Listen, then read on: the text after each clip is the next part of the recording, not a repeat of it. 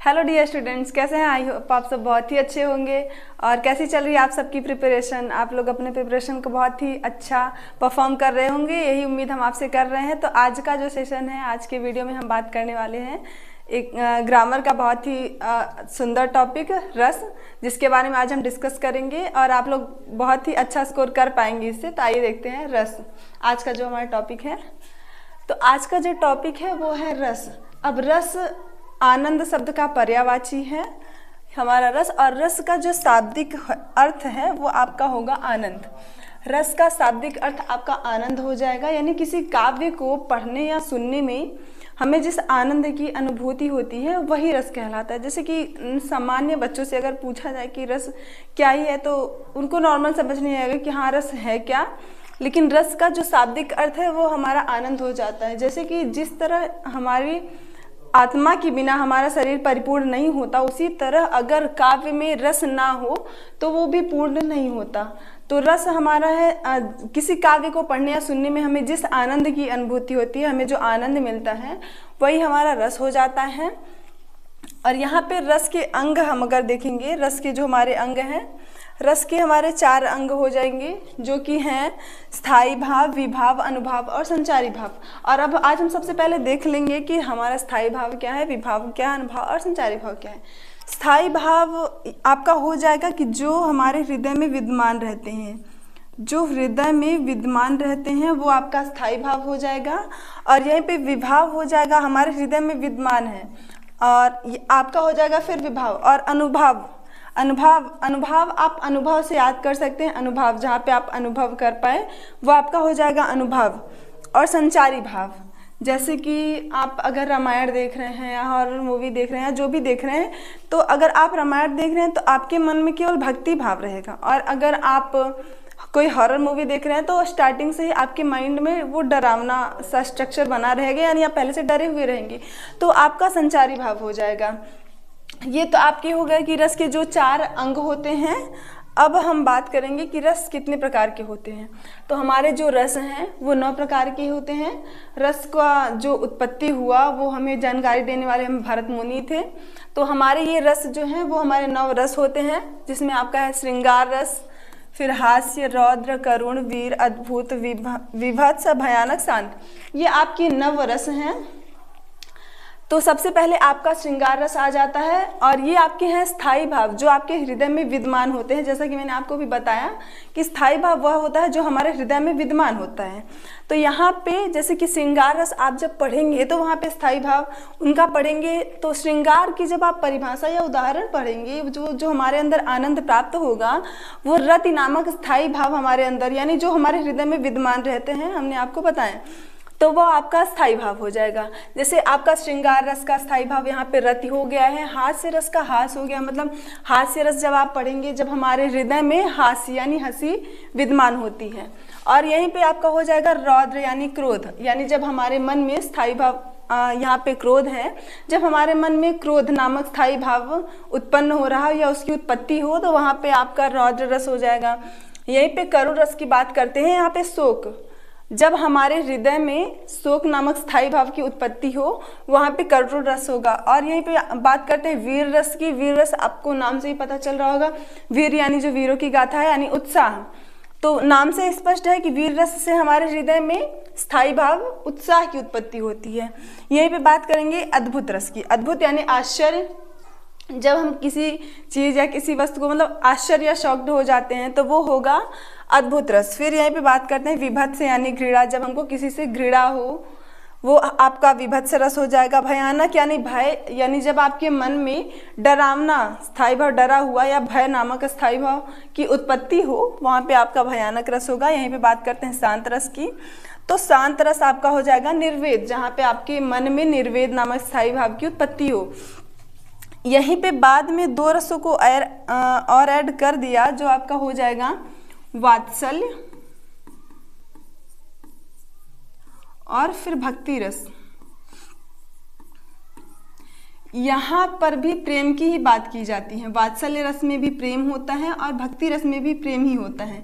लेकिन जो श्रृंगार रस है, श्रृंगार रस में एक नायक और नायिका के बीच के प्रेम का वर्णन होता है। और यहीं पे वात्सल्य रस है, ये एक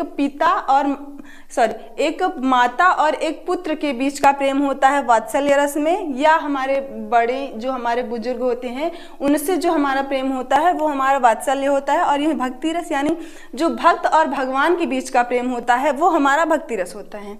तो ये दो रस और हैं, ये है तो प्रेम के ही, लेकिन किसके किसके बीच प्रेम का जो हमारा संबंध है वो मैटर करता है। तो अब श्रृंगार रस हम देखेंगे।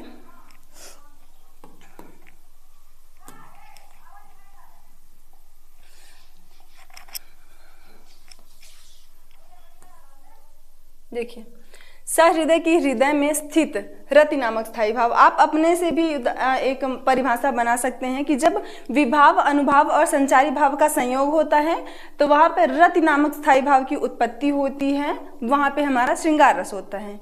आपको एग्जाम्पल मतलब आपके जो एग्जाम में होगा वो आपका ये डिफिनेशन लिखने को नहीं आएगा, आपके पास या तो एग्जाम्पल रहेगा और 4 विकल्प होंगे और दिया रहेगा कि निम्नलिखित में कौन सा विकल्प सही है। तो आपको समझना है कि आपको उदाहरण बहुत अच्छे से समझ आ जाए तो आप लोग उदाहरण पे ज़्यादा फोकस करेंगे। तो जैसे कि विभाव, अनुभाव जब संचारी भाव का संयोग होता है तो वहाँ पे हमारे हृदय में रति नामक स्थायी भाव की जब उत्पत्ति होती है तो वहाँ पे हमारा श्रृंगार रस होता है। और श्रृंगार रस का स्थायी भाव रति होता है, आप सबको बताया ही गया है। श्रृंगार रस के आधार प्रेम भाव है। श्रृंगार रस को रसराज कहा जाता है, यानी रसों का राजा कहा जाता है। इसका एग्जाम्पल यही आप लोग देखेंगे। मेरे तो गिरधर गोपाल दूसरों न कोई, जाके सिर मोर मुकुट मेरो पति सोई। यानी ये गोपियां कहती हैं कि मेरो तो गिरधर गोपाल दूसरों न कोई, जाके सिर मोर मुकुट मेरो पति सोई। तो यहाँ पे आपका श्रृंगार रस हो जाएगा। और भी एग्जाम्पल आप लोग देख सकते हैं कि जैसे जब राधा रानी कृष्ण भगवान की गलियों में जाती हैं तो वहाँ पे कृष्ण भगवान जब उनको पहली बार देखते हैं तो उनसे प्रश्न करते हैं, यानी बूझत श्याम, यानी श्री कृष्ण जी बूझते हैं यानी पूछते हैं, बूझत श्याम कौन तुम गोरी, काके बेटी कहाँ रहती हो, कबो न देखी ब्रजखोरी। यहाँ पे नायक हो गए हैं श्री कृष्ण जी और नायिका है हमारी राधा रानी।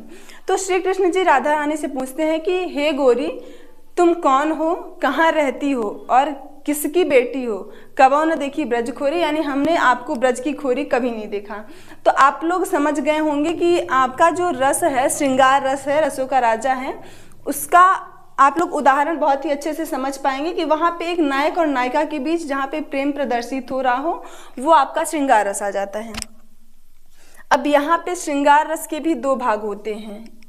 श्रृंगार के 2 भाग होते हैं, एक आपका होगा संयोग,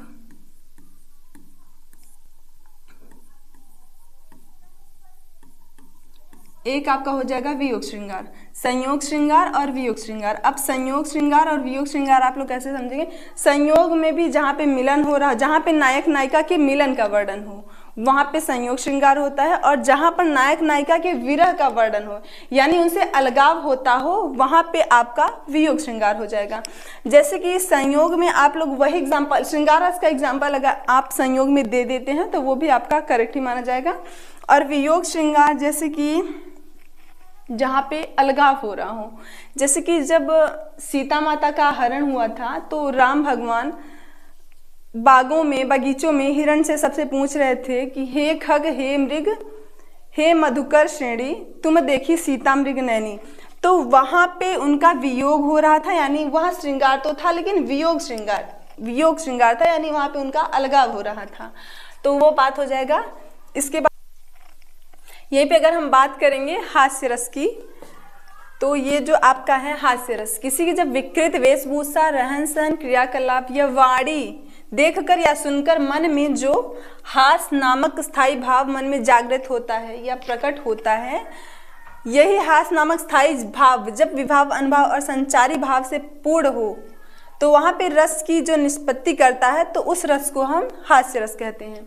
यानी आप सरल भाषा में अगर समझें तो जहाँ पर किसी की विकृत वेशभूषा या वाणी को सुनकर या देखकर हमारे मन में, हमारे हृदय में जो हास्य नामक स्थायी भाव उत्पन्न होता है वही हमारा हास्य रस हो जाता है। तो और इसका एग्जाम्पल आप लोग देखेंगे तो और ही बेहतर तरीके से समझ पाएंगे। तो वहाँ पे आपका हो जाएगा हास्य रस। या तो जैसे हमने आपको बताया था कि जब विभाव अनुभाव और संचारी भाव का संयोग होता है तो वहाँ पर हास्य नामक स्थायी भाव की उत्पत्ति होती है, वहाँ पे आपका हास्य रस होता है। इसका एग्जाम्पल आप लोग देखेंगे, कहा बंदरिया ने बंदर से चलो नहाने चले गंगा, बच्चों को छोड़ेंगे घर पे होने दो हुड़दंगा।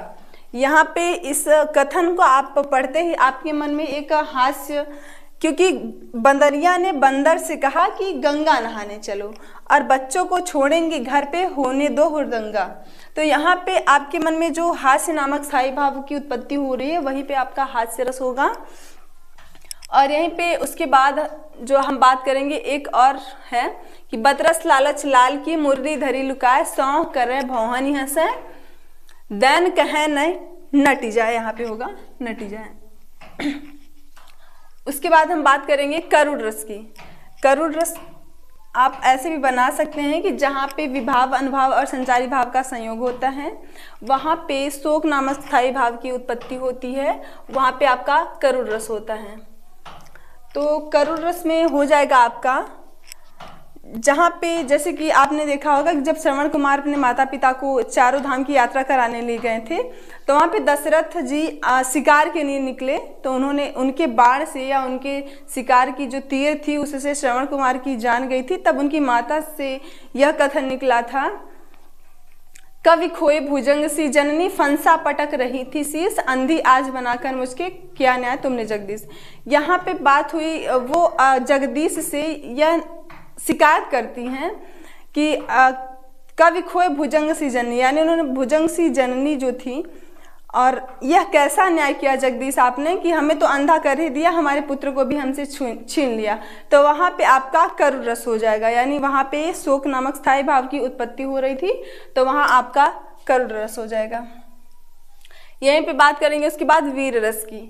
वीर जैसा कि नाम से ही स्पष्ट है उत्साह, वीर का स्थायी भाव हो जाएगा उत्साह। यहाँ पे होगा स हृदय के हृदय में स्थित, उत्साह नामक स्थायी भाव जब विभाव अनुभाव और संचारी भाव के साथ सहयोग होता है तो वहाँ पे वीर रस की उत्पत्ति होती है। इसका स्थायी भाव उत्साह है, ठीक है। जहाँ किसी काव्य को पढ़कर सुनकर या देखकर उत्साह का भाव प्रकट हो वहाँ पे वीर रस होता है। जैसे कि झांसी वाली रानी है, इनका एग्जाम्पल आप सबसे बेहतर तरीके से ले सकते हैं कि बुंदेले हर बोलो के मुख, हमने सुनी कहानी थी, खूब लड़ी मर्दानी वह तो झांसी वाली रानी थी। तो यहाँ पे आप देखिए, बुंदेले हर बोलो के मुँह, हमने सुनी कहानी थी, खूब लड़ी मर्दानी वह तो झांसी। यहाँ पे एक वीरता की बात हो रही है, एक पराक्रम की बात हो रही है। तो वहाँ पे आपके मन में जब आप यह कहानी सुनेंगे तो आपके मन में भी एक उत्पन्न होगा ना उत्साह, तो वही आपका हो जाएगा वीर रस। आपके मन में भी स्थायी भाव उत्पन्न हो रहा है उत्साह नाम का, तो वहाँ पे आपका वीर रस हो जाएगा। यहीं पे बात करेंगे आप शांत रस की। तो शांत रस आपका जो है जब किसी कारणवश मन में वैराग्य या निर्वेद उत्पन्न हो, और यही निर्वेद नामक स्थायी भाव जब विभाव और संचारी भाव से परिपूर्ण हो तो वहाँ पे रस की निष्पत्ति होता है, उस रस को शांत रस कहते हैं। जैसे कि आप लोग एग्जाम्पल देखेंगे, माटी कहे कुम्हार से, यानी जो मिट्टी है वो कुम्हार से कहती है तू क्या रौंदे मोय, एक दिन ऐसा आएगा मैं रौंदूंगी तोय। यानी यहाँ पे जो मिट्टी है वो कुम्हार से कहती है कि तुम क्या मुझे रौंदोगे, एक दिन ऐसा आएगा कि मैं रौंदूंगी तो, यानी एक दिन ऐसा आएगा कि जब तुम्हारी मृत्यु होगी तब तुम्हारे यानी तुमको दफनाया जाएगा तो मैं तुम्हें रौंदूंगी। तो यहाँ पे शांत रस की उत्पत्ति होती है, यानी आपके मन में शांत नामक जो स्थायी भाव की उत्पत्ति हो रही है तो वहाँ पे आपका शांत रस हो जाएगा। और आपके जो एग्ज़ाम बेस्ड इम्पॉर्टेंट थे वो आपको बता दिया गया है। आशा करते हैं आपको बहुत ही अच्छे तरीके से समझ आएगा, और नेक्स्ट पार्ट के लिए आप चैनल को सब्सक्राइब करें।